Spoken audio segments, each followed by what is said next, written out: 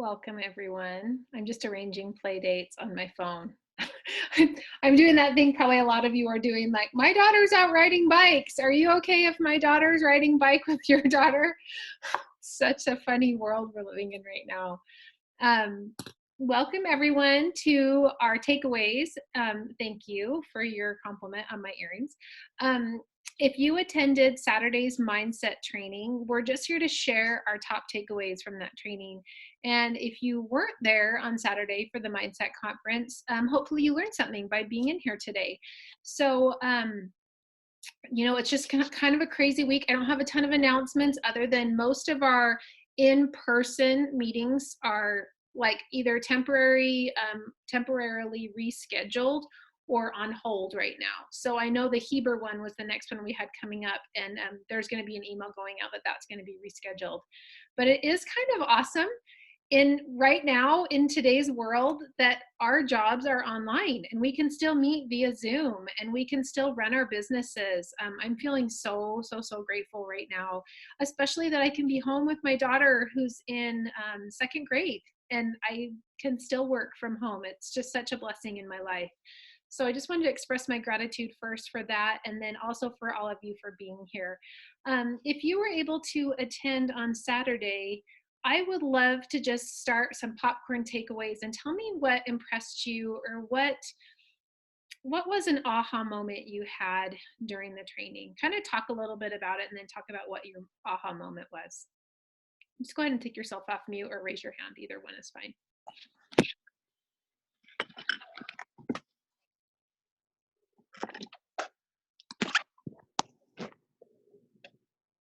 I'll go. Awesome. Thank you. Um, I think so that the event on Saturday was so incredible. That was probably the best 2 hours I have spent in a really long time. The best Saturday morning for sure.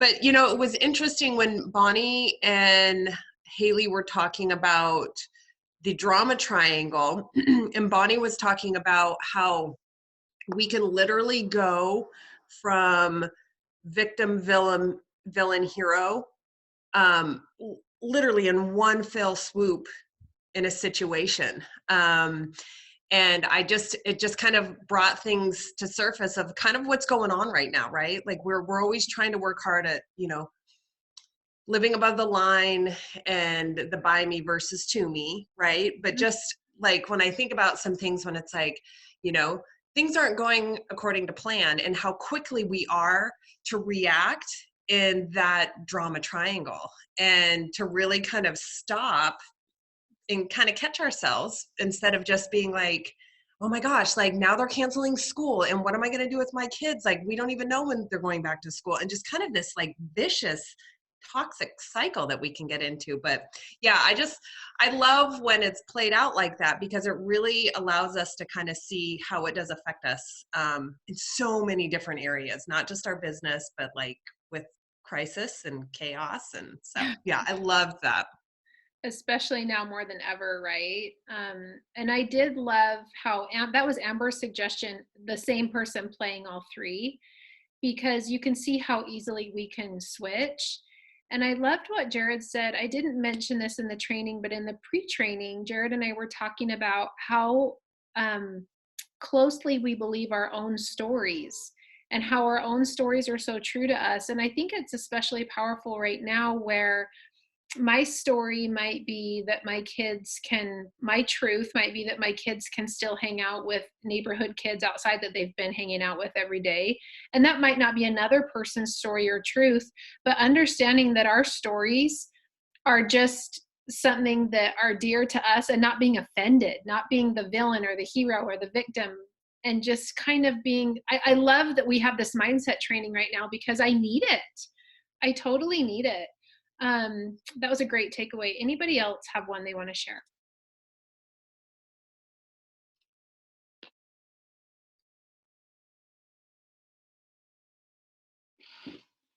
I'm watching my daughter come in.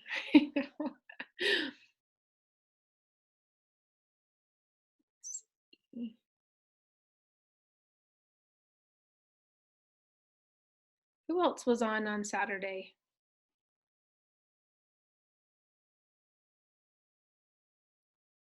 It was amazing. This is Jen.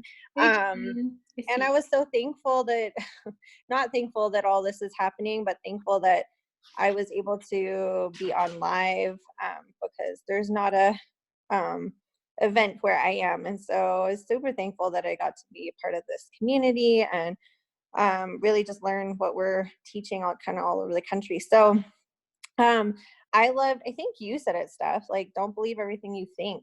And I posted that like on Facebook, like that second, because I was just like, that is so true, especially right now.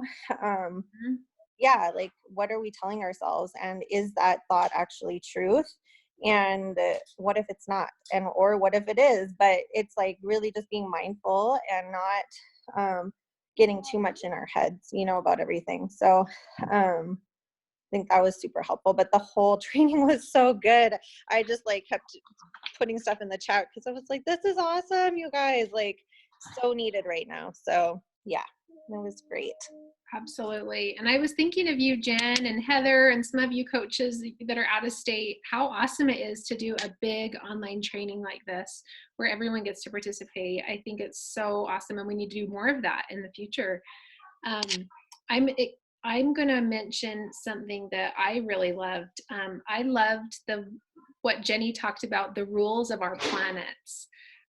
What are the rules on your planet?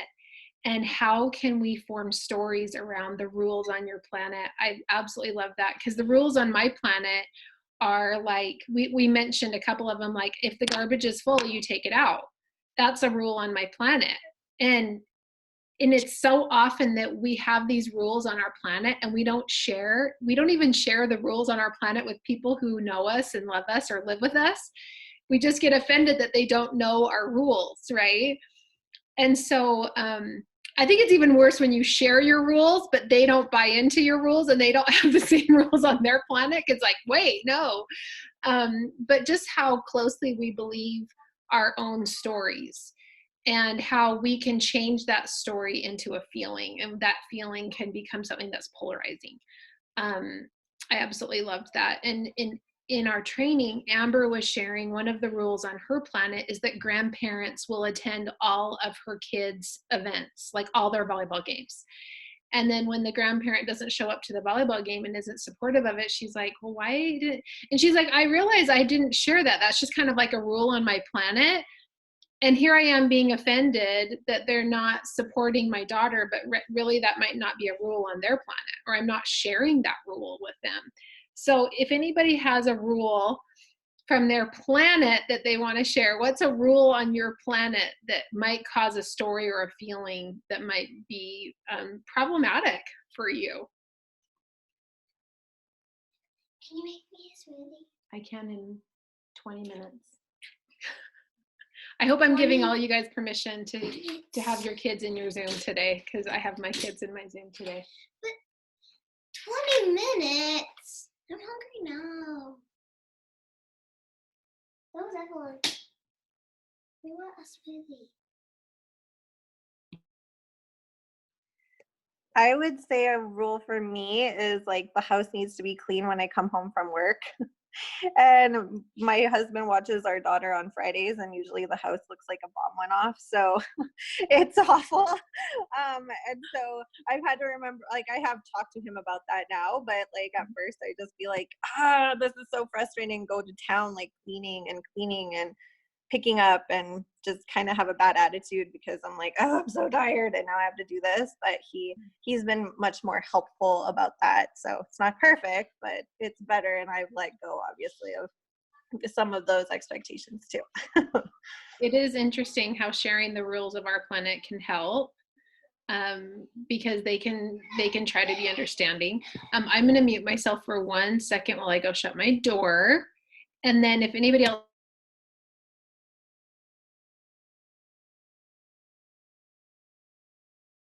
Jen, I love what you said, because I feel like I have a similar rule on my planet when it comes to cleanliness of the house. And so we have a golden retriever, and we have dark floors. We have some dark carpet and dark wood floors. And on my planet, like if you see tufts of hair, you need to pick it up. but yet I didn't vocalize it to anybody, and I would just walk around irritated that I'm the one picking up all the dog hair constantly. And then it's funny, once I actually shared what the rule is on my planet, my family was like on board. So they're picking it up. But I went like, and we've had him for like 9 years, and I've gone like years prior to coaching, just being angry that people like don't think like I think. So yeah, I feel you. Oh my gosh, that's so good. It is so easy to be irritated when people aren't following the rules of your planet. Rule on Lori Arthur's planet is if you leave it cleaner, leave it cleaner than you found it, no dishes left in the sink. I think that was a rule on my mom's planet when we would go visit, and we never followed it. And I think it really was annoying to her. Blaine says, on my planet, when I come home for lunch or after work, my kids aren't still in their pajamas, and if there are chores to be done, the TV isn't on and games aren't being played. Oh my gosh, that's so good.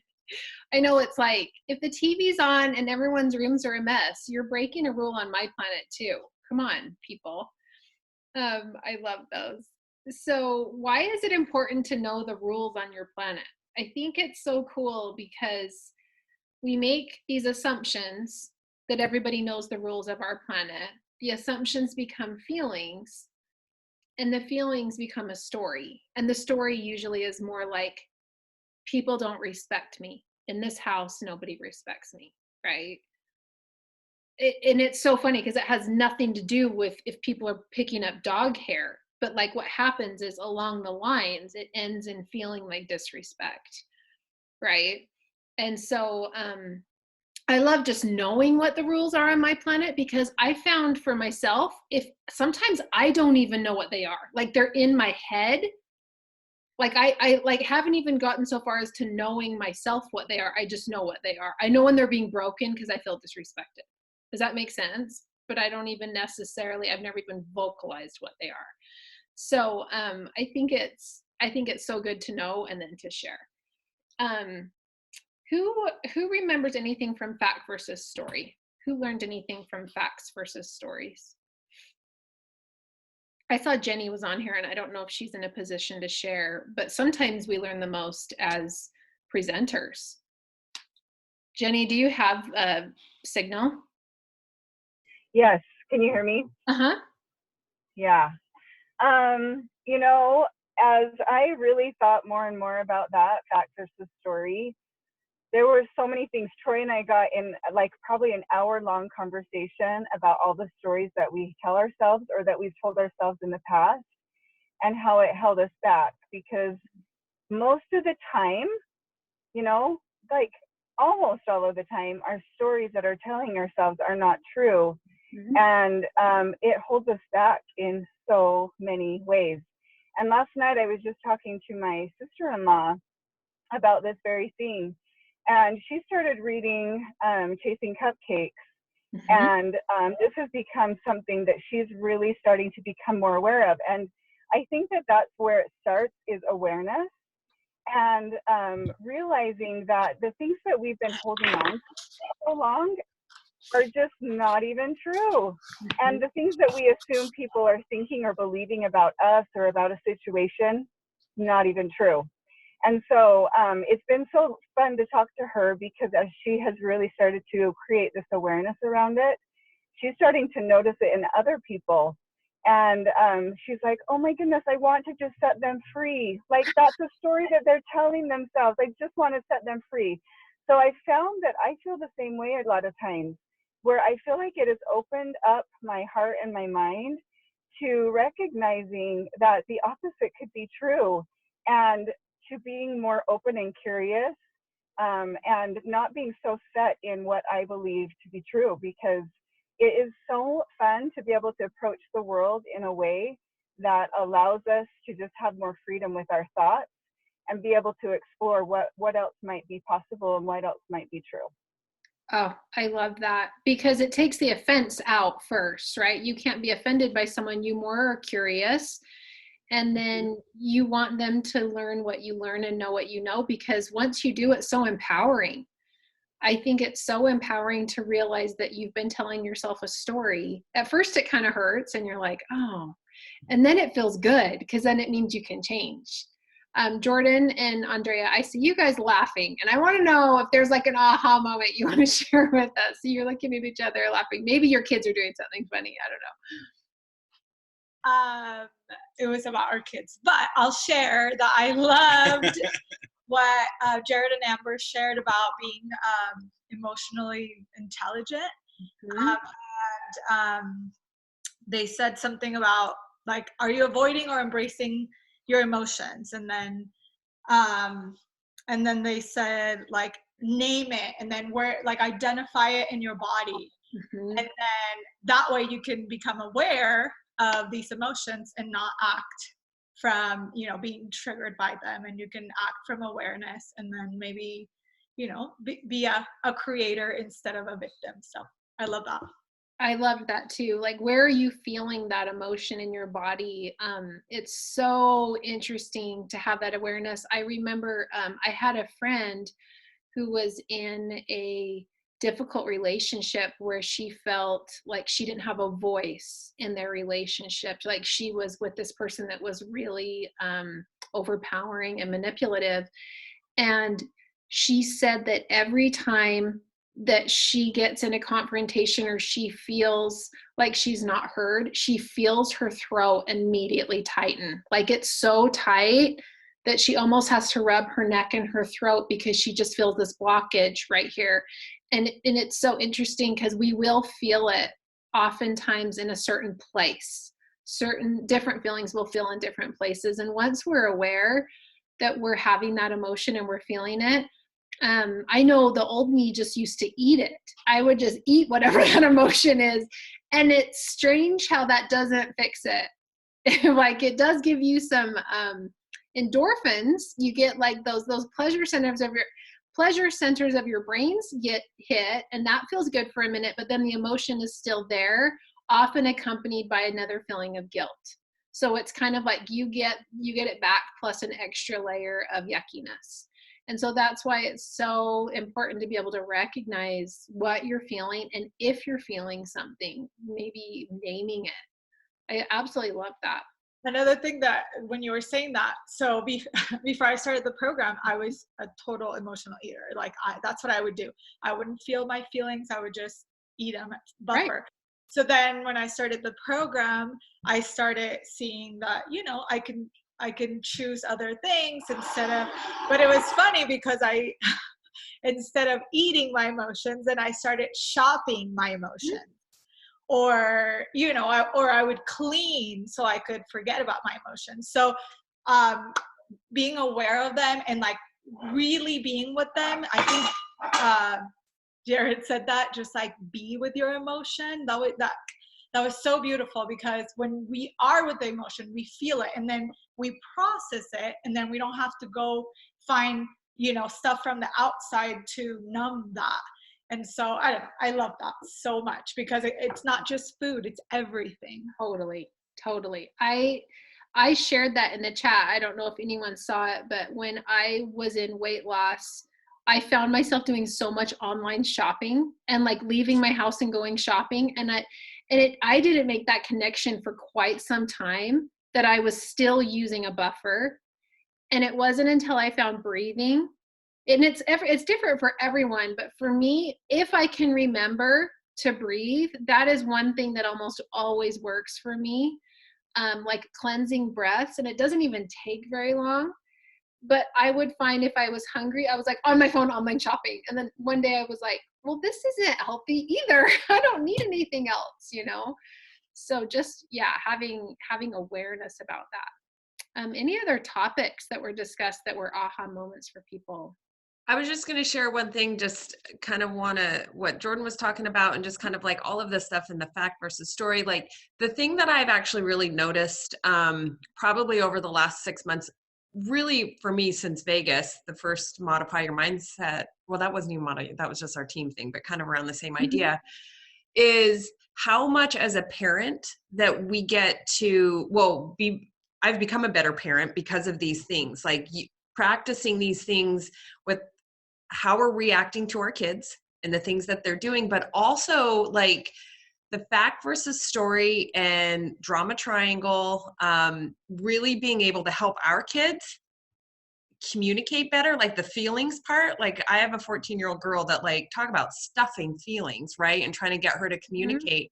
It's been fun to use this stuff to help her become better at communicating and recognizing how she's feeling and stuff. So yeah, I just kind of wanted to point that out. I don't know if anyone else is seeing that shift in their household with kids and spouses, right? Like, I think my husband's like, oh, I kind of like this new wife of mine. Like, she's not that crazy, assuming I'm going to figure out what is going on in her mind type thing, right? So Totally.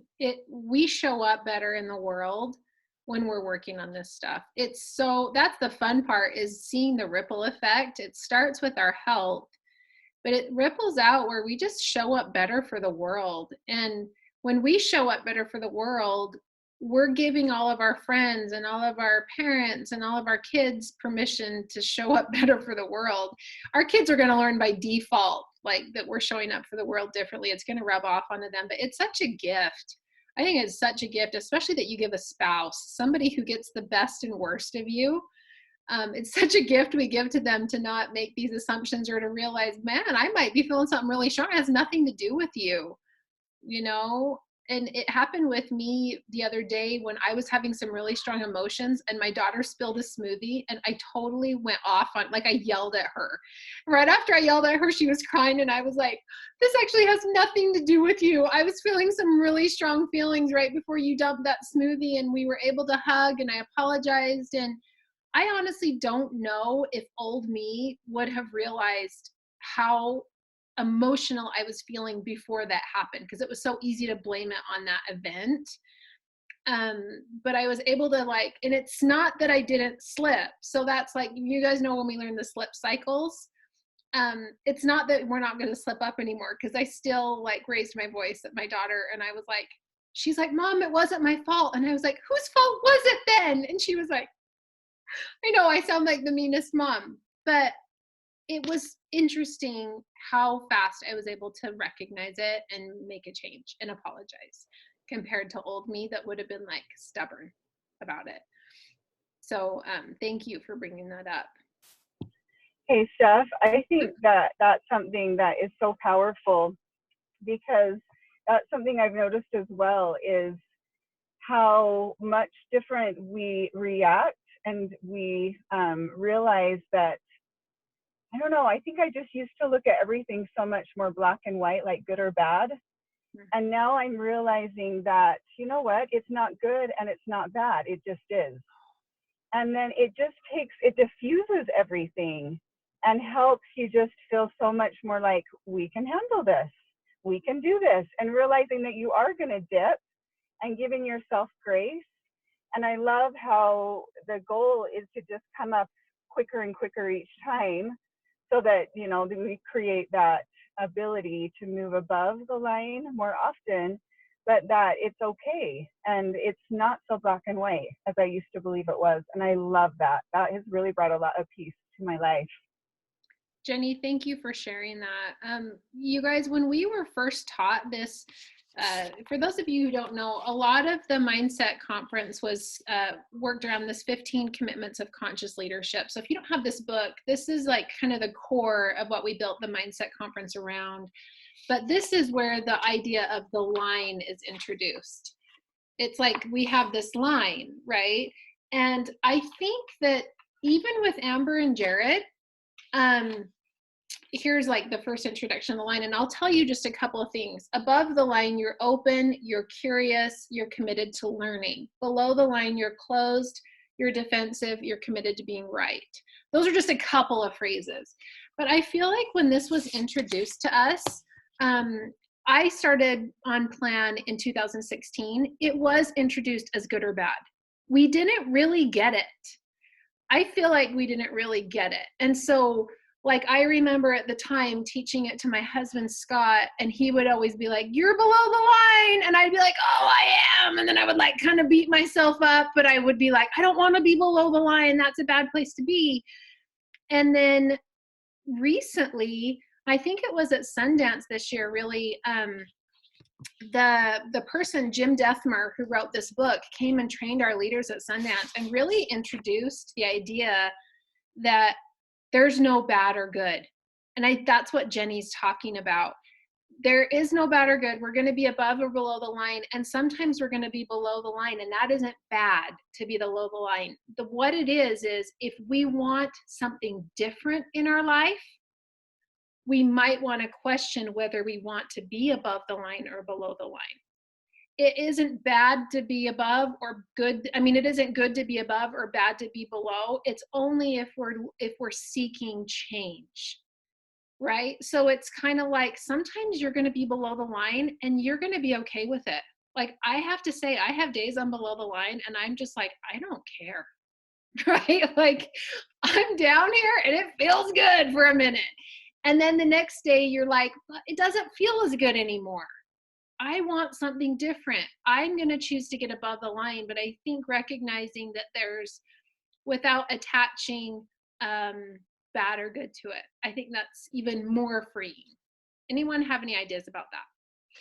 So I was going to say that below the line, because same thing, like before, like, yeah, I'm just going to stay here. Right. But what I also like to do before this, I'd like to drag people down there with me. Oh, yes. Like, I didn't want to be there alone. And now it's like, yeah, when we're below the line and we recognize it, and yeah, I mean, we do shift because we don't like the way that feels. So that cycle is much smaller, but I also notice that I'm not dragging anyone with me this time, because that is so counterproductive. That's a hot mess. Like, clearly, when I talk about this stuff and we share this kind of stuff, I'm like, man, I was a mess before this program, literally mentally a mess. Heather, I love that you shared that, because that just ties in perfectly what I wanted to mention. And that is, you know, it feels good to be surrounded by like-minded people. It feels good. And if we're below the line, you better believe you're going to want to be with people that are below the line, because they are totally going to, what's the word? They're going to reinforce all those things you're saying about yourself. Or what if you're playing the victim, they're going to be like, yeah, that person did that thing and you're totally justified. You know, I can't think of the word. It's not popping in my head right now. But you are going to recruit people. And that's when you're sending out like the text messages. Can you believe this person did this thing? And you're literally recruiting people to come below the line with you. Validate. Oh my gosh. Thank you, Charisse. Thank you, Charisse. Validate. You want people to validate you. And so here's what is so cool. Now that we have our coaching family, we generally want to be above the line, and we want people to validate us when we're above the line too. And what happens is we might look around at the people we were hanging out with below the line before we were coaching, and we might decide that we don't really want to hang out with them all the time anymore. I was at a training in Arizona, and somebody was saying, I think it was Doug Wood was saying, have any of you become coaches and you look around at your old friends and you realize you really need to make different friends? And it's like, because there's those people who are committed to being below the line. They are very committed to being there. And it feels good. You get stuff when you're down there. You get validation. Oh my gosh. And the drama feels good. You're getting like all this, the drama feeds ego. It gives you endorphins. So you're definitely getting something when you're down there. You're getting pity, whatever it is. Okay. And so when you get above the line, a lot of that validation comes from yourself, right? A lot of it are like aha moments, and you're getting a lot of like validation from your, sometimes we get it from our community, but it's more subtle. I think that validation is more subtle when it's above the line. It's also more powerful to me, but that's one thing I love about our coaching family is we can surround ourselves with different people a lot easier. Anybody else have any more thoughts on this before we close? We have a couple more minutes.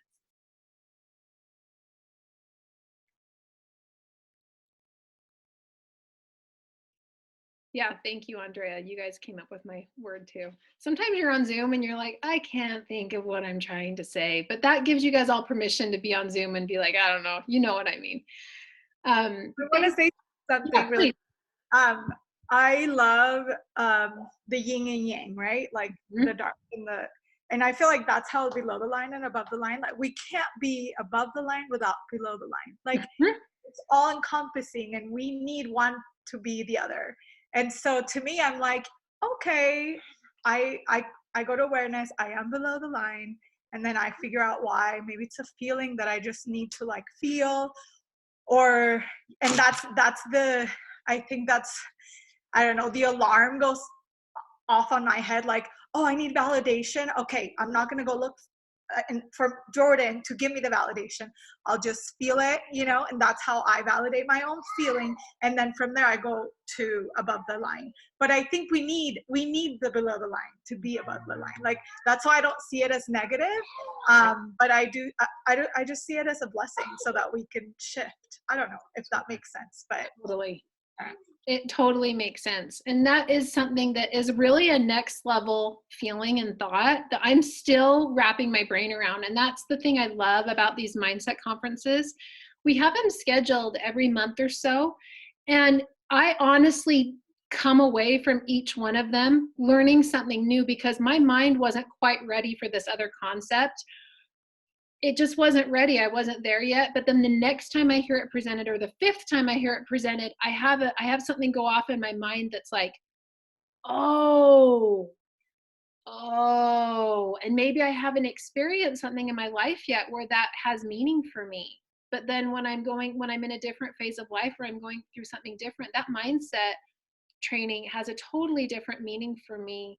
And I think that that's why we try so hard to plug our coaches and more importantly, our clients into as many of these as we can, because we all need it. We all need it. And it's so beautiful when we can participate in it and we can come away with that self-awareness, because it's not people telling us what we need to do. It's what we're trying to do is we're trying to present some different concepts and open up your mind to how you're seeing the concept. And if you want to make a change, do you want to make a change? Sometimes I don't want to make a change. And I'm like, oh, I can see how that's a good idea, but I don't want to do that right now. But maybe by the next mindset conference I do, and they're giving me some tools. So the last thing I wanted to share, and I don't know if I don't have it in front of me. So I apologize, but I will put it in the chat. There's an equation that Amber came up with at the very end. If anybody knows it right off the bat, you can share it. Andrea has it. Okay. It's in the book too. Is it in the book? Okay. Yes, it's at the very end of the book, so they can look it up in there too. Okay. And Andrea, do you have that on your phone? Okay. It says vision times dissatisfaction. So those two go together. Plus the first steps. If all that is greater than your resistance, then that will equal the change. You know, that sounds kind of like, it sounds kind of weird. Like you can't really, it took me like so long to wrap my brain around that, but I will put that in the chat so you can see it. But there literally is an equation of how we can change. And it has to be that we have to have a bigger vision. So what we're trying to do is give people a bigger vision, right? We're trying to give them the first steps. And we're also understanding that our minds have a natural resistance to changing. And so if you've noticed in your own health journey, you might have known what to do, but you didn't do it yet. Your vision wasn't big enough. You didn't know the first steps. Once your vision changed and you knew the first steps, that's kind of what we do in like the health assessment, right? We try to give people a vision and some first steps, and all of a sudden their resistance is less. Or this thing is bigger than their initial resistance. That's like literally what our jobs are. And so we can help facilitate change. And so I wanted to mention that it's so cool because it applies to so many things in our life, but I wanted to mention that in the context of the health assessment, because it's so magical to me that we have the opportunity to present this. We don't present it as an equation, but when we give people a vision plus first steps, we're making this thing so big that they're able to overcome the natural resistance to change. And so our job is basically the coolest thing in the world. So thanks for being here with me today. I'll share that equation in the chat. You guys are totally awesome, and we will be on next Monday for another training. Take care.